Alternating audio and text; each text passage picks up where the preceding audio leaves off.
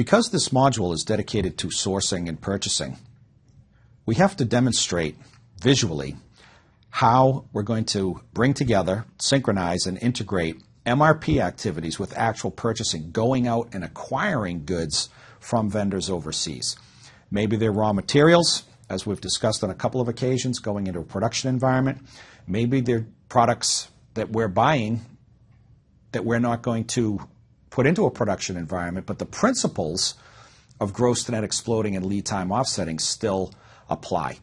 Again, MRP is definitely, from a terminology perspective, geared more towards a raw materials acquisition into a production environment, but depending on our model, the principles are going to be the same. Maybe we don't manufacture, I guess is the point I'm trying to make, but we still have to acquire goods overseas to sell to our customers. So the principles, gross to net exploding, lead time offsetting, still apply. So we're looking at the purchasing function here.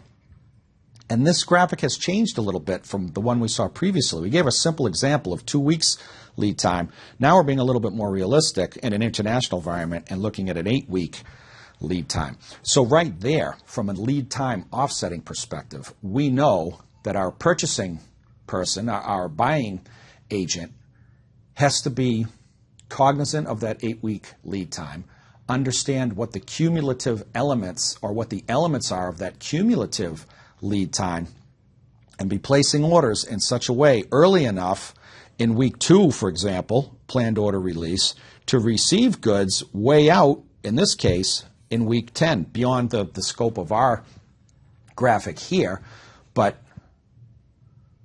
it should be clear. With an 8-week lead time, and we need a particular amount of goods in week 10, you have to place the order in week 8. That's an emphasis right away on the lead time offsetting component. So purchasing professionals are the people that are going to be using this type of software and literally come into work in the morning and log on, and if they're responsible for 100 different products to acquire, they're going to be receiving messages from the system about specific items, ABC in our case here, but managing their business and placing orders on vendors and tracking orders that are in the pipeline and checking on goods that are in customs, and working with logistics professionals to do all of those things to execute on the purchasing function. So for purchasing people, as we said previously, one of our key outputs of this whole planning function is the planned order release. That's what you have to manage as a purchasing professional moving out into the future, because as we also said, the quantities of these planned order releases as we move further out into the future are going to change based on what? Based on actual activities taking place in the market, customers buying goods, customers placing orders, those activities consuming our forecast and changing our gross requirements, and then cascading up and down all of these activities. Our definition here remains the same, just as we saw before, the idea of netting, offsetting, exploding, and creating those planned order releases. So it's the purchasing function that manages the process, and it is indeed a process, of converting those planned releases, we mentioned this a moment ago right here, into planned order receipts. From the page to the stage, as the saying sometimes goes. Basing our planned order releases out into the future, turning them into real orders, and managing that overall process all the way down into scheduled receipts and putting those purchased goods, be they raw materials or other items, out into the marketplace. How does that happen on a tactical level? Well, system-driven purchase orders. Most MRP software, if not all, the ones that are any good, are going to tell the vendor when an order has to be placed based on all of these cascading activities.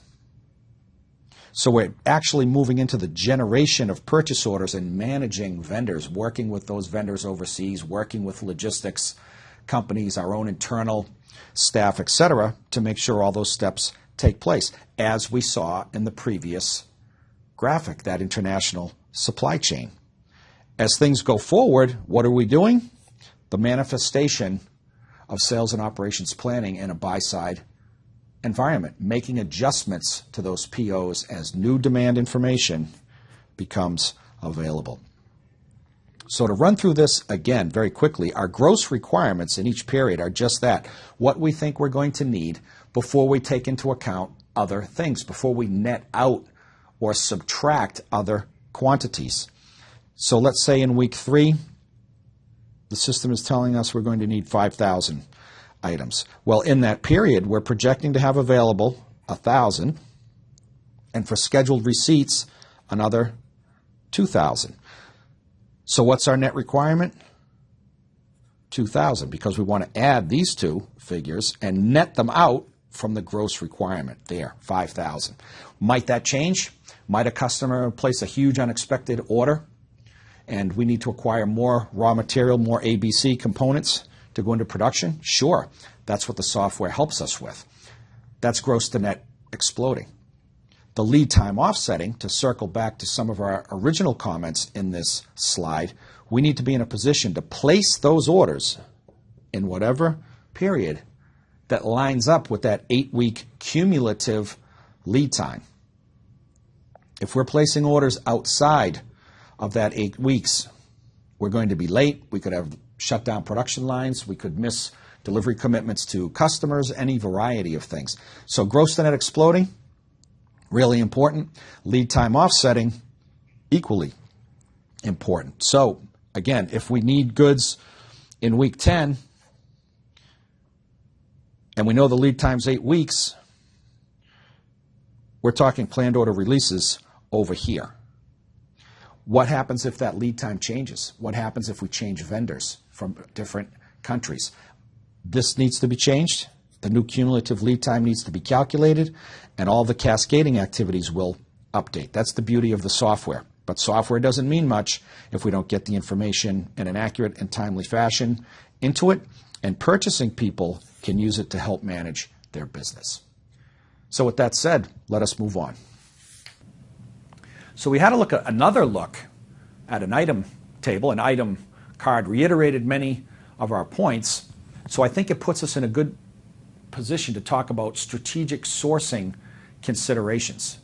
Based on the definition that we provided earlier, the difference between sourcing and procurement. So let's, regardless of where we operate, dealing with vendors here in the United States or maybe Canada or far off places like Australia or New Zealand, these are considerations. You can use these considerations, be aware of them, apply them at your discretion to your particular model, but your awareness level is much higher. So maybe some of these considerations don't apply to your business model, but your frame of reference is expanded as such that you're going to minimize the probability of surprises by at least talking about them from the very beginning.